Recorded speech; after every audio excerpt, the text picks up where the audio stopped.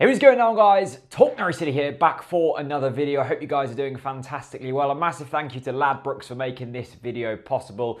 A big thanks to them for basically backing the channel. Without them, this channel would probably not still be running. So massive big up to Ladbrokes. Go and check them out. Links in the description, of course. 18s plus only, and gamble responsibly. Today, back for my predicted 11 ahead of this Saturday's game against Aston Villa. You might have already seen my opposition preview. If not, go and check that out. But I basically said to Matt from the Villa View, if you would have looked at this fixture at the start of the season, you would have probably looked at it and gone, wow, that is going to be a big game. Coming up towards the end of the season, two teams who were backed for promotion this season, and it's a bit of a dead rubber game. Anyway, let's get into the team that I would play. In goal, look, I'm going to go with Michael McGovern, basically because off the back of a clean sheet, he's not going to be dropped.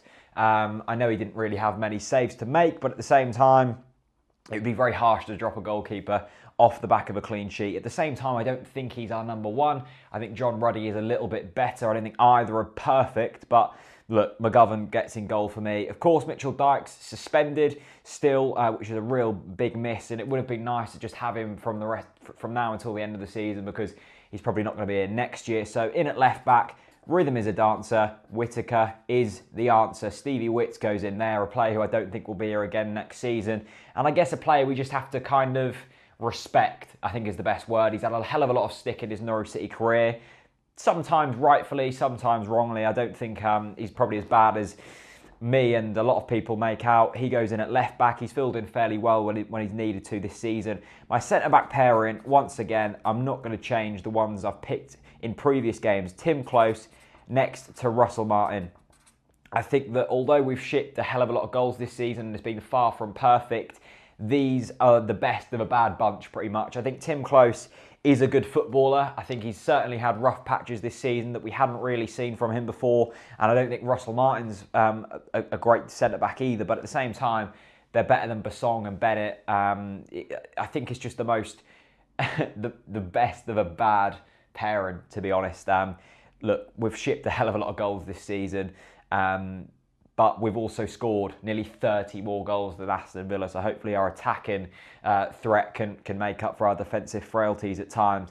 In at right back, of course, it is the man, the myth, the legend, Ivor Pinto, Picture Royal Yellow Army. We love him lots. The central midfield pairing, I'm going to go with Jonathan Howson next to Alex Tete. Now, if you've watched the podcast, if you've watched my content for the past couple of months, I must admit I've fallen a bit out of love with Alex Tete. Not for any particular reason. I still love him as a man. I still love him for the memories he's given us as Norwich City fans, and I think he's a great guy. But I just don't think he's cut out to be a central midfielder. I do genuinely think if Graham Dorrans wouldn't have got injured when he did, we would probably be a lot closer to the playoffs than we are now. I just don't think that. I mean, Howson's held us together pretty much this season, and we would be a lot lower down now than if we didn't have Jonathan Howson. But I just think Alex Tete is not really cut out for it anymore. He's lost his legs. He doesn't get about the pitch anymore, and he's almost lost his best quality, which was cutting out play. He doesn't do that well anymore. I think Graham Dorrans would be the ideal man to go in there. Is he back to full fitness yet? Don't think so. I mean, I know he was on the bench last game, and I suppose he's had 2 weeks for that.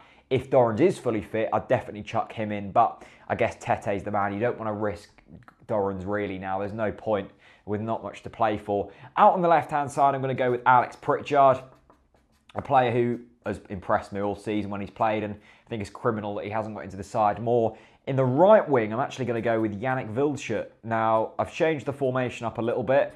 As you'll see in a minute, I've dropped Wes out of the team. I've dropped the central attacking midfield role out of the team. And I'm actually going to go with two strikers. I'm going to go with Nelson Oliveira next to Cameron Jerome. Now, to be honest, bit experimental, but might as well do it now. Nothing to lose, really. I mean, we've got a game to lose, but we're not going to get the playoffs, so who cares? So I've basically gone, here's my thinking, here's my logic behind this madness.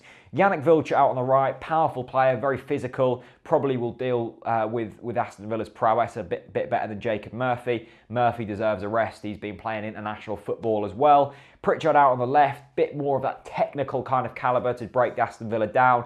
And then the real physical presence of Cameron Jerome and Nelson Oliveira. One running off the shoulder, one dropping in deep. You can play long balls forward, which gives you a little bit more freedom because we haven't really got ball playing midfielders in the back there. Relieve pressure from the back. hoof it up long, and just basically put it into your big man. If you do want to play it intricately and do want to kick the ball on the floor, you've still got options. You can get it in the middle, you can put it out wide. Pritchard will probably cut in because he probably won't deliver the ball too much. Wiltshire, on the other hand, straight down the line, bomb it in, headed goal, back of the net. Alan Irvine, can I have your job, please? Tactical genius. Anyway, massive thanks for watching this video. Yeah, let me know what you think on this formation, a 4-2-2-2, I guess. Yeah, I think it's going to work. Well, if we play it, can't see the likelihood of it happening, but there we go. Let me know your thoughts. Drop this video a like, share it about with any friends you might think might like these videos.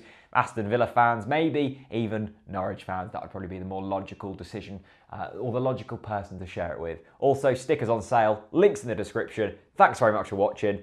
Peace out. Once upon a time, a fairy tale.